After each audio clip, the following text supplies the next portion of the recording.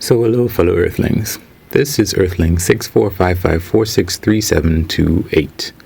And today I wanted to talk about why it is that women believe in God more than men and go to church more and believe in fate and all this other stuff. Now, before I go too much further, I figured I'd be like other YouTubers and introduce myself for people who've never heard me. I am an ex-reservist. I have been to Japan. I've been to the Grand Canyon. I've been up the Eiffel Tower, the Leaning Tower of Pisa. I've gained and lost half my body weight as an adult, and been to Caracas, Venezuela, by myself with little to no Spanish. And yeah, that's kind of some of the things that I've done that are interesting. And today I wanted to talk about why women seem to buy into religion more than men do. They seem to go to church more than men do and pray more than men do. For example, my mother's pretty religious, and my uncles, they pretend to be, or when they were, they pretend to be, they say prayers, but they don't go to church, and they don't really take it too seriously. Really, this video came about because I was looking at a lady who went to Japan. Well, I guess she went back. She was stationed in Japan in the military, and she went back to Japan to become a lawyer. And she was talking about all the hurdles that she went through, but then she said everything just, went into place, and everybody that she needed along the way, they just seemed to appear when she needed them. And it's something that I've thought about throughout my life. There are a lot of guys who might be like that. They might have the opinion that, God helped them in this situation and God helped them in that situation. But it seems to be more women to me, just based on my life. And I think the reason for that is that I think people who feel like they have less control over their lives tend to turn to religion more than many other people. So, for example, in Scandinavian countries, they have a lot of social welfare systems in place, and they seem to have the least amount of religion and belief in God and all of this other stuff. For the most part, I think it's in the high 80s or 90s of percentages of people in those Nordic countries that believe in any kind of supernatural power or supernatural, they have any supernatural belief at all. Whereas, of course, if you go to really dire poor countries, it seems like everyone there has a belief in the supernatural in one way or another, and they're more likely to attend a church or some sort of faith and seek help to change their life. Because, of course, if there's little like you feel that you can do yourself, you're going to call for help. If you're in a situation where you feel like you can't help yourself, you're going to call out for help.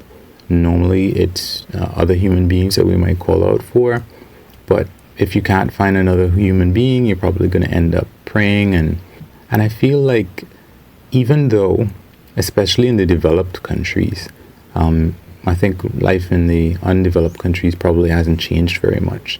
So as life has changed a bit in developed countries, many developed countries, we would see life and stories are really told about the people who have the power to have stories told about them. And that's why you're going to have, one, what's the name of that movie in India about the poor kids, Slumdog Millionaire. You're going to have one Slumdog Millionaire, and you're going to have a million movies about the US and what's going on with people in the US. Because that's where the cameras are bought and sold and used. So I know that there are many women out there who are in control of their life. They can cook, they can drive, they can fix cars, they can do plumbing, they can do electrical. There are many women out there who can do stuff on their own and they don't even need to call somebody to fix something around the house. But for the most part, that's not most women. I remember I was talking to my neighbor about the fact that she had a particular plumbing issue, and she turned to me and she was like, Earthling, I'm not a man. I can't do this stuff.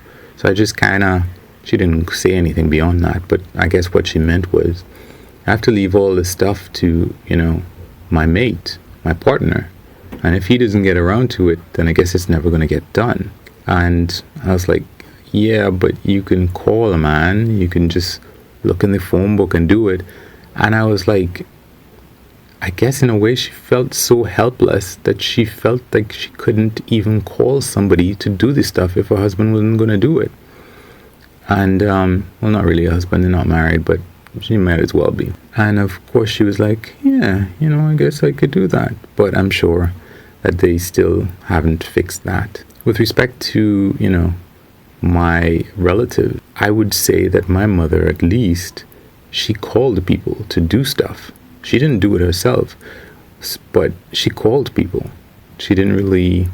I would say she didn't really monitor what they did. So when I look at stuff now as an adult, I'm like, you really should have asked more questions about what these people were doing here, so that if something didn't make sense to you, you can make sure that they were doing the right thing.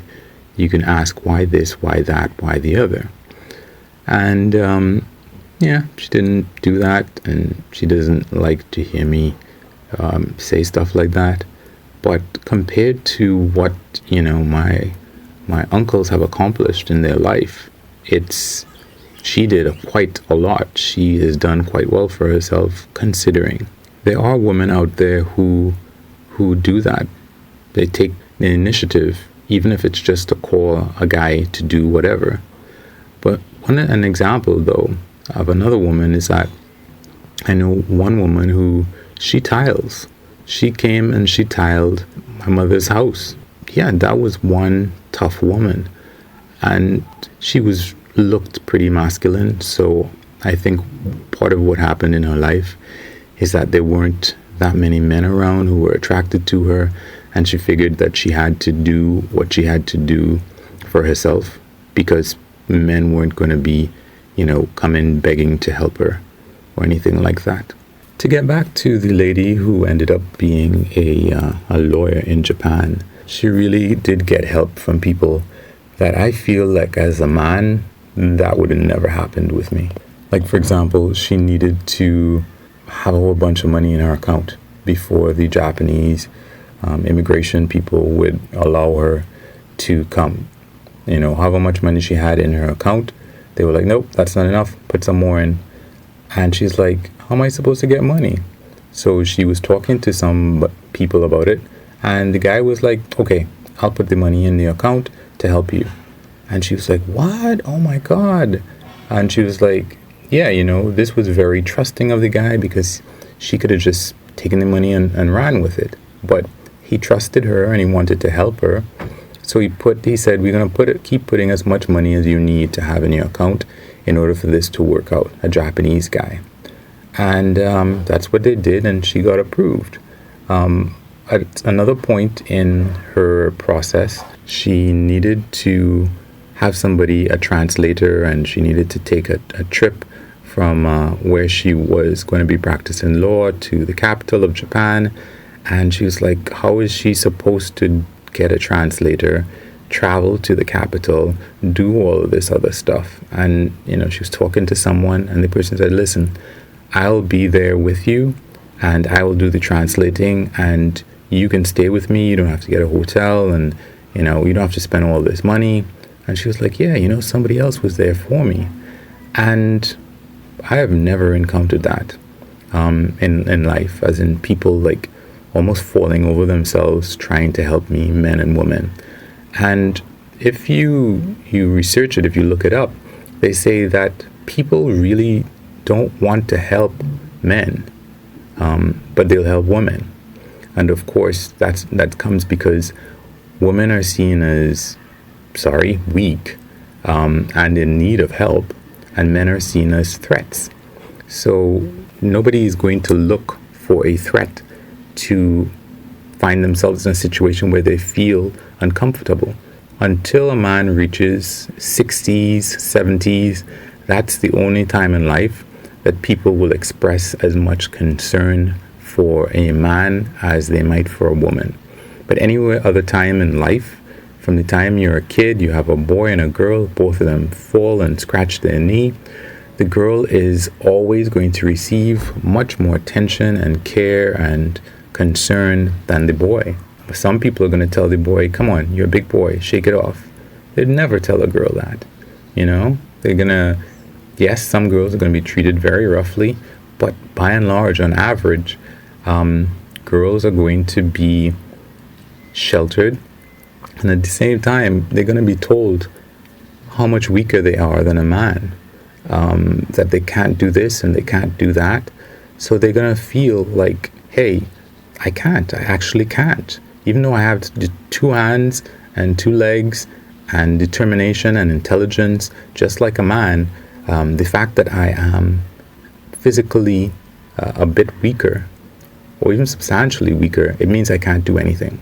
I might be as strong as a man that is my size, or I might be taller than certain other men and stronger than other men who are shorter and smaller than me, but they are still more powerful than me. And feeling powerless, I guess it makes you more likely to believe that there is such a thing as fate and there's such a thing as the supernatural, and that people are out there looking out for you because they are. You know, and you think, oh, that power, that must be God. And I think that our modern sense of how things should be in terms of equality, if that's to be achieved, those things need to change. But I don't think that evolution really cares about our modern sense of anything. And I think things are probably going to continue the way they have for millions of years. So anyway, guys, you can wish me luck. You can like or unlike. You can comment. And you can subscribe and or share if you feel like it. But of course, if you don't feel like it, you can always do nothing.